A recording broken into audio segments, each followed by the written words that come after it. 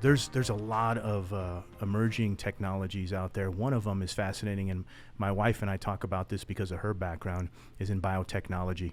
And so looking at things like CRISPR, where you can manipulate genes, and it's starting to get in its infancy, and you touched on it in an earlier podcast as well.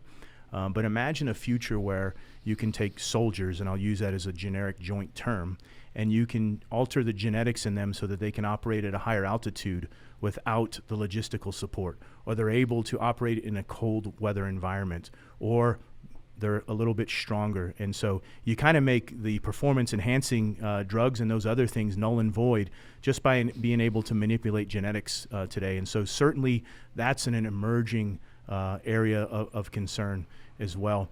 And ethically, how do we operate in that area? If our adversaries are going to do it regardless of their ethics, as we look at what they're doing today with COVID testing on their soldiers, and we're going to go through the process to make sure things are safe and ethical, does that force us into a manner of having to do it? You've talked a lot, and we've heard a lot about artificial intelligence. I'm really more interested today in machine learning, because that's where the technology is today that allows machines to learn a skill that we code them specifically to do, and then what that does to the decision cycle.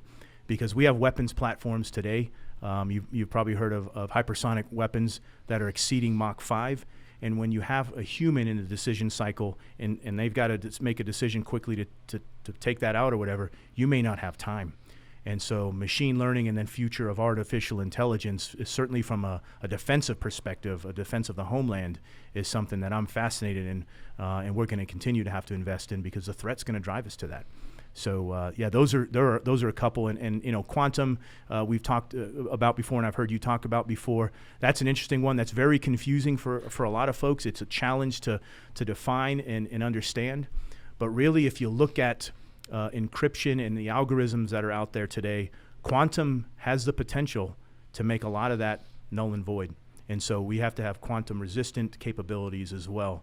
And so it's interesting, as we create a capability, we have to have a capability to defend against it. So all of those are interesting and fascinating. For me, as someone who likes to lift weights, I would certainly be up for a trial of something that allowed me to get stronger if it was done ethically. But again, if the threat drives us that way, we have to question how are we going to operate this. And then lastly, machine-brain interface, and how Elon Musk and others in industry are looking at how do we get computers and the human brain to work together and make decisions and speed up the decision cycle. And I was having this discussion with a scientist, a friend of mine recently, and we said, imagine a world where we have that working so well, where you can literally put like a thumb drive in an infant's brain and download all of the knowledge we have today. What does that do to a young child in society, and or we can download all of the languages and stop a lot of these barriers that are in between us. And I think certainly we're going to get better and better at that. We look at wounded warriors today who may not have a limb, and then we have a robot controlling that, and their mind is able to connect with a thought and do that. All of that's going to emerge more. What does that look like for us in the Department of Defense?